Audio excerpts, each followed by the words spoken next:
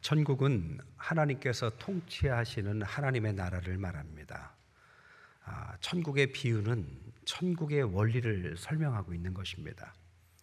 천국은 우리가 사는 곳과는 다른 곳입니다. 하지만 우리가 천국의 원리를 안다면, 그 원리대로 산다면 이 땅에서도 천국을 맛보게 해주시려고 이 천국의 비유를 우리에게 가르치신 것입니다. 사순절 맞아서 오늘 세 번째 천국 비유는 겨자씨와 누룩의 비유입니다. 먼저 겨자씨는 무슨 의미일까요? 겨자씨가 의미하는 것은 작다, 이런 의미겠죠.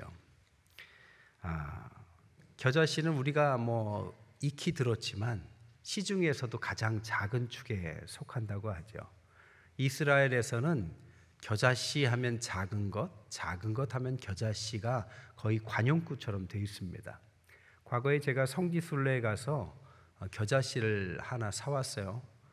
그래서 예전에 섬기던 교회에서 그것을 강단에서 보여주려고 꺼냈는데 제가 하고 기침을 했는데 날아가 버렸어요. 그래서 못 보여준 기억이 있습니다. 기침하면 날아갈 정도로 작은 씨입니다. 그런데 그 씨가 작고 끝나는 것이 아니라 시간이 지나면 1m까지 자라고, 크게 자라는 것은 3m까지 자라는 것이죠. 그러니까 성경에서 말하는 겨자씨는 작지만 그 속에 큰 것이 자라는 것입니다. 그래서 작은 것이 커지는 것을 상징하는 것이 겨자씨 비유입니다. 이 겨자씨는 원리가 있어요. 세 가지인데 첫 번째는 은밀성입니다. 눈에 보이지 않게 은밀하게 자라납니다. 천국은 이렇게 겨자씨처럼 잘 안 보여요. 하지만 자라나고 있습니다. 또한 확장성이에요.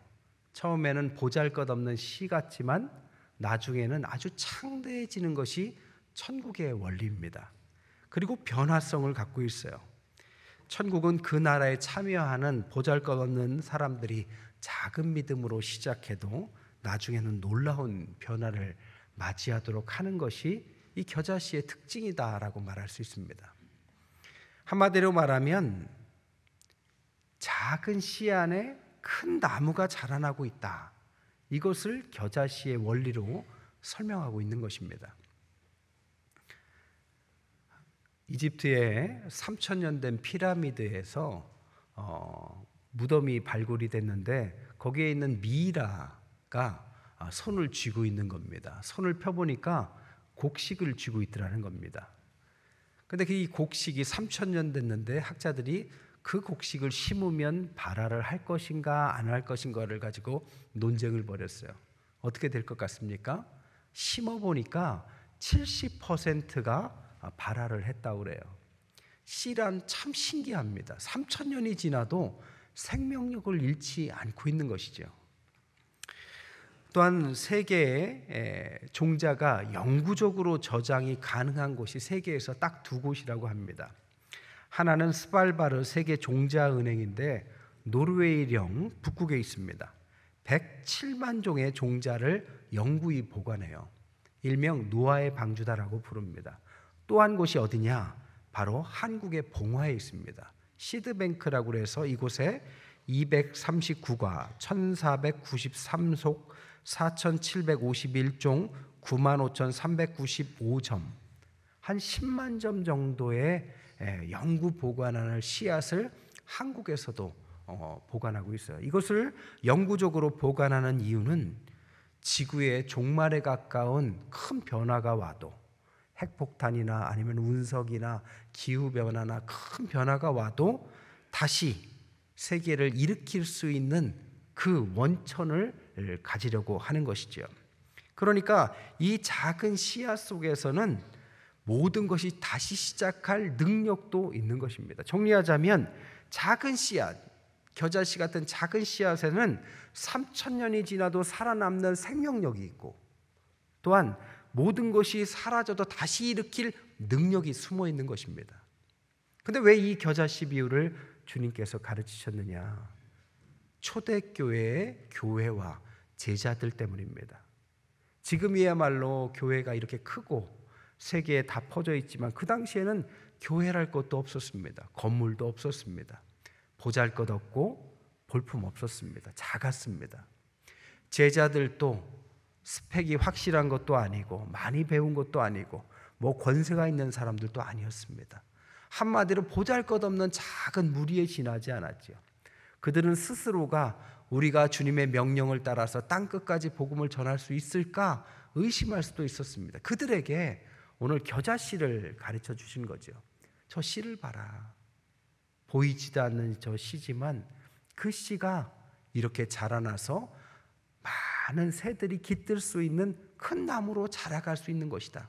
너희들이 지금은 하찮아 보여도 너희들의 삶 가운데는 큰 나무가 숨어 있다. 이것을 가르치신 것입니다. 오늘날 우리를 돌아봐도요, 저희 교회도 50년 됐지만 시작할 땐 볼품 없었을 겁니다. 단칸방에서 몇 분이 시작했지만 오늘날 이렇게 큰 교회가 됐습니다. 오늘날 우리의 자녀들이나 우리의 상황이나 여러 가지를 돌아볼 때 우리 스스로 참 볼품없고 작다라고 열등감에 빠질 수도 있는 상황이 있을 수도 있겠죠. 하지만 주님께서 말씀하시길 지금의 상황이 전부가 아니요 작지만 그 안에 숨어있는 생명력이 있고 주님이 함께 하실 때는 큰 나무가 이룰 수 있고 그 나무에 새들이 깃드는 큰 터전을 우리에게 주신다라는 약속을 겨자씨를 통해서 비유하신 것입니다. 두 번째는 누룩의 비유입니다. 누룩은 크기가 작다라기보다는 양이 작은 거죠. 작은 양을 오늘 본문에 보니까 가루 서말에 섞었습니다.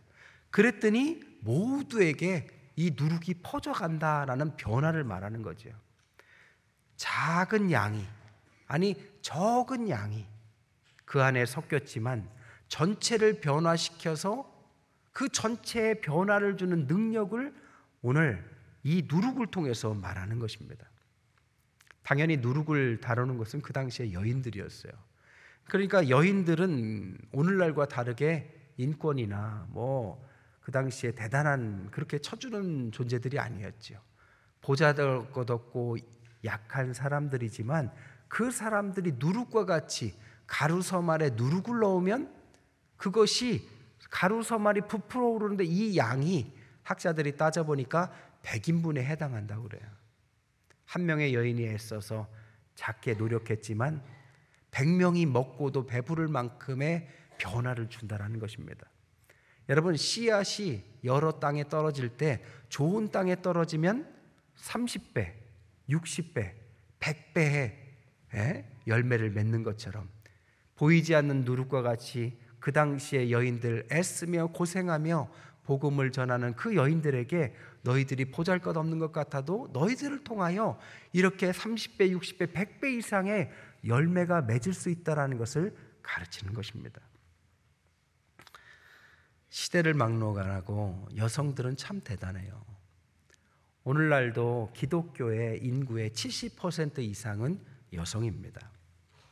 로마가 박해하고 있었지만 그 로마에서 황제가 나와서 기독교를 공인시킨 콘스탄틴 황제는 그렇게 공인시킬 수 있었던 배경 속에 그의 어머니 헬레나가 있었습니다. 헬레나가 그의 자녀에게 복음을 전하고 후에 그가 기독교를 공인시키는 일까지 이루게 되는 것이죠. 오늘날도 간증을 들어보면요, 온 가족이 믿지 않다가 며느리 한 명이 예수 믿는 며느리가 들어와요. 처음에는 핍박도 하고 힘도 없어요. 하지만 아이들부터 전도합니다. 때가 되면 남편도 전도합니다. 그러다가 이제 제사상을 안 차려줘요. 그러다가 갈등을 겪다가 나중에는 온 집안이 복음화되는 일들이 아마 비일비재하게 우리나라에도 많이 있었습니다. 한 명의 여인이 보잘것없어 보여도 그가 약해 보여도 온 집안의 변화를 이끌어내는 것이죠. 여의도 순복음교회는 세계에서 가장 큰 교회를 이뤘지만 그 속에는 바로 이 여성 구역장들의 열심 때문이다라는 결론도 있습니다. 여자들이 대단해요. 남자들보다 훨씬 낫습니다. 여성들은요, 교회 안에서도 이야기가 시작되면 끝이 안 나요. 헤어질 때 집에 가서 전화로 나머지 이야기 하자 하고 끝끝내 이야기합니다. 남자들은 별말 안 하면 할 말이 없어요. 근데 조사를 해보니까 그게 과학적이라고 합니다. 언어뇌를 보니까 남자들은 하루에 쓰는 단어가 7,000단어라고 합니다. 여성들은 2만 단어를 쓴대요. 그래서 언어의 뇌과학적으로 따져보면 남성의 언어뇌는 골목길에 해당한다면 여성의 언어뇌는 8차선 도로라고 합니다. 그래서 부부싸움의 상대가 안 되는 거죠. 똑같은 말도 이렇게 저렇게 3배 이상의 어휘력을 구사하는 여성들을 어떻게 이기겠습니까? 그러니까 여성들이 가는 곳마다 변화가 있죠. 별것 아닌 이야기도 막 부풀려서 누룩과 같이 잘 재미있게 맛깔나게 이야기하면 마음에 이 따뜻한 것들이 복음이 전해지는 그 역사가 여성들에 의해서 주도된 것입니다. 이 모든 것들이 연약하고 보잘것없는 작고 약해 보이는 여성들에 의해서 복음이 보이지 않게, 아니 그 작은 나무에서, 그 작은 씨에서 큰 나무가 이루어지는 역사들을 주님이 천국의 비밀이다라고 가르치는 것입니다. 하나님의 나라는 약함으로 강함을 이기는 것입니다. 하나님은 강함과 힘으로 일하시는 법이 없습니다. 약함으로 일하도록 하십니다. 고린도전서 1장 26절에서 29절에 형제들아 너희의 부르심을 봐라.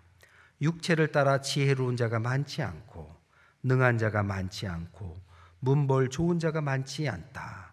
그러나 하나님께서 세상에 미련한 것들을 택하사 지혜 있는 자들을 부끄럽게 하려 하시고 세상에 약한 것들을 택하사 강한 것들을 부끄럽게 하려 하시고 하나님께서 세상에 천한 것들과 멸시받는 것들과 없는 것들을 택하사 있는 것들을 폐하려 하시나니 이는 아무 육체도 하나님 앞에 자랑하지 못하게 하려 하심이라. 하나님께서는 힘이 없으셔서가 아니라 일부러 작고 보이지 않는 약한 존재들을 통하여 일하시겠다라고 이렇게 약속하신 것입니다. 그분께서 스스로 이 땅에 강하게 오신 것이 아니라 약하게 오셨고 십자가의 고난을 약함으로 받아들이셔서 부활을 이뤄내셨습니다. 고난을 통한 위로와 죽음을 통한 생명과 가난을 통한 부유와 약함을 통한 강함이 하나님께서 우리에게 가르치는 하나님 나라 천국의 비밀이라고 가르치는 것입니다. 카톨릭에는 켈틱 카톨릭이 있습니다. 이 기독교에 여러 분파가 있는데 서방 기독교가 오늘날 카톨릭이고 동방 기독교를 그리스 정교회라고 한다면 켈틱 교회라는 것이 있습니다. 이 켈틱 교회는 후에 카톨릭하고 합쳐졌는데 이 켈틱 교회는 아일랜드에서 시작됐어요. 근데 어떻게 시작됐느냐? 아일랜드는 과거에는 완전히 야만의 나라였다고 그래요. 해적질을 하면서 먹고 사는 섬마을 그런 사람들이었습니다. 그런 해적질을 하다가 영국에서 16살짜리 패트릭이라는 아이를 납치합니다. 그를 데려다가 노예로 6년간 거기서 노예 생활을 시켜요. 그런데 이 패트릭이라는 아이가 하나님을 신실하게 믿는 아이였습니다. 기도하는 가운데 탈출하게 해요. 탈출해서 그 나라로 돌아오고 후에 프랑스에서 신학을 공부하고 사제가 됩니다. 사제가 되고 나서 하나님께서 그를 불러요. 그리고 패트릭아 네가 아일랜드를 포교하러 가라. 요나와 같이 자신의 원수의 나라로 가라고 하는데 패트릭은 순종합니다.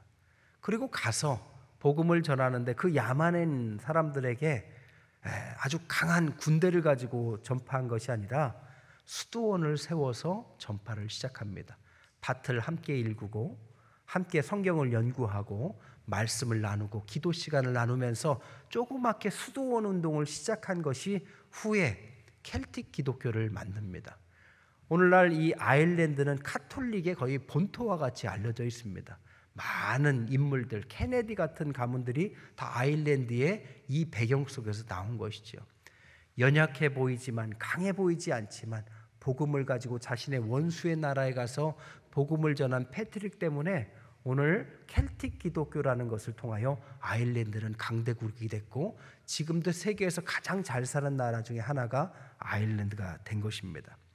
여러분, 연약함이 강함을 이기고 보이지 않는 것이 보이는 세상을 만드는 것입니다. 문제는 뭐냐? 우리들이 문제라는 거죠. 이런 천국의 원리가 있음에도 불구하고 우리는 작은 것에서 큰 것을 보지 못하고 있습니다. 약한 것에서 강함을 보지 못하고 있습니다. 작은 자에게서 큰 자를 보지 못하고 있습니다. 왜 우리는 천국의 비밀을 오늘날 맛보지 못하느냐? 바로 우리는 약함이 아니라 강함을 쫓기 때문입니다. 빠른 성과와 눈에 보이는 것만 집착해서 작은 씨 안에 큰 나무가 있는 것을 볼 겨를이 없습니다. 약한 사람들 속에서 미래의 일꾼들을 발견할 수 있는 그 영적인 안목이 우리에게 없는 것입니다. 우리는 강함을 추구하면서 약함을 무시합니다. 작은 자를 통해서 큰 자를 이루어내는 하나님의 천국의 원리를 우리는 무시하고 있습니다. 우리가 생각하는 강함을 추구하는 방법은 하나님께서 가르쳐 주신 천국의 길이 아닌 것입니다. 만약 강함과 힘이 하나님 나라의 진짜 원리였다면 예수님께서 이스라엘보다는 로마에서 출생하셨을 겁니다. 마국간보다는 왕국에서 태어나셨고 배경과 학식이 부족한 12제자보다는 그 당시에 바리새인과 서기관들을 제자로 들이셨을 겁니다. 병자와 귀신 들린 자 세리들을 찾아가시지 않고 귀족과 왕족들과 어울렸을 겁니다. 나귀 새끼를 타고 오시지 않고 흰말을 타고 오셨을 것이며 십자가의 죽음보다는 불말과 불병거로 죽지 않고 승천하셨을 것입니다. 하지만 주님은 식민지 이스라엘 마국간에서 태어나셨고 공생의 3년간 부족한 제자들과 함께 하셨고 병들고 힘없고 능력 없는 사람들과 함께 하셨고 십자가의 죽음을 선택하셨습니다. 하지만 주님께서 하나님께서 그를 그 약함 속에서 강한 부활로 이끄셔서 오늘날 그 부족한 12제자를 통하여 2000년 후에 오늘날 우리에게까지 온 세계까지 복음이 전해지는 약함으로써 강함을 이기고 작은 자로서 강국을 만드는 하나님의 놀라운 은혜를 우리에게 증명해 내셨습니다. 우리가 강함을 추구하는 한 절대로 천국은 맛볼 수가 없습니다. 겨자씨의 원리는 오늘 우리에게도 한 영혼, 작은 영혼 가운데 바로 천하를 볼 수 있는 능력을 요구하는 것입니다. 별품 없고 약하고 어리고 힘없는 사람들을 겨자씨와 같은 사람들에게 저 한 영혼이 무슨 일을 할 수 있겠어? 라고 생각한다면 그것은 천국의 방식이 아닌 것입니다. 주님께서 우리에게는 천국의 눈을 뜨게 하시고 작은 자를 통해서 큰 것을 보게 하시고 지금은 아무것도 아닌 존재지만 그 안에 큰 나무가 자랄 만한 인물인 것을 우리는 꿰뚫어 볼 만한 천국의 사람이 돼야 합니다. 하지만 겨자씨 정신이 없으면 우리는 연약한 사람들을 수단화할 것입니다. 우리의 능력을 위해서 강함을 위해서 도구화할 것입니다. 장애인들을 무시하고 노인들을 필요 없다 생각하고 여자들이나 아이들을 무시하고 그냥 강한 것만 추구하고 승리하기만 원할 것입니다. 연약한 사람들을 희생시키기에 주저하지 않을 것입니다. 하지만 그것은 천국을 만드는 길이 아니라 지옥을 만드는 길입니다. 우리는 천국을 만들기 위해서는 겨자씨 원리를 가지고 거룩한 게으름이 있어야 됩니다. 볼품없는 사람도 하나님 앞에서 미래를 볼 줄 알고 기다려줄 줄 알고 답답해도 격려해주고 기도해주고 아무리 작고 못나고 배경이 없고 능력 없어도 그들 속에 미래 꿈과 비전이 자라나고 천국을 만들 능력이 그 안에서 자라나고 있다는 사실을 끝까지 참아주고 기도해줘야 됩니다. 모세는요 왕궁을 탈출해서 나왔을 때 정말 볼품 없었습니다. 40년간 광야에 있는 동안에 그의 아내 십보라나 그의 장인 이드로는 그를 참아줬습니다. 모세는 야곱과 같이 전략적으로 막 양떼를 늘리는 그런 잔꾀를 부릴 줄도 몰랐습니다. 말 그대로 40년간 나이만 먹었습니다. 여러분 그런 가운데 십보라는 후에 모세에게 할례를 시켰던 사람이죠. 그런 대단한 적극적인 여성이었는데 40년을 기다려줬습니다. 그의 장인 이드로는 모세가 그 때를 이끌고 광야를 지나갈 때 10부장, 50부장, 100부장, 1000부장을 나눠서 갈 수 있도록 지혜를 나눠준 사람이 그의 장인입니다. 그의 가족들은 똑똑하고 지혜로웠지만 참아줬습니다. 기도해줬습니다. 모세의 가능성을 봐주었습니다. 지금은 볼품없는 사람이지만 그가 그 안에 천국의 나무가 자라고 있고 후에 이 나라를 이끌고 갈 만한 사람이라는 가능성을 포기하지 않았습니다. 그리고 실제로 모세는 그런 사람이 되었죠. 누룩과 같이 우리는 눈에 보이지 않지만 변화는 일어나고 있습니다. 더디는 것 같지만 변화가 일어납니다. 볼품없는 어린아이나 부족한 어떤 사람이라 할지라도 말씀 한 씨앗만 들어가면 그의 인생이 지금부터 변하는 것입니다. 보이지 않게 변화는 일어나고 후에 그것이 30배, 60배, 100배로 자라날 것입니다. 그것을 우리는 보는 것이죠. 그것을 기다리는 것이죠. 그것을 기대하는 것이죠. 우리 애들의 아이들이 우리가 볼 때 별 볼품 없고 실력이 부족해 보이고 또 우리의 주변에 있는 모든 사람들이 그렇게 보이더라도 그 눈에 보이는 것에 현혹되면 안 됩니다.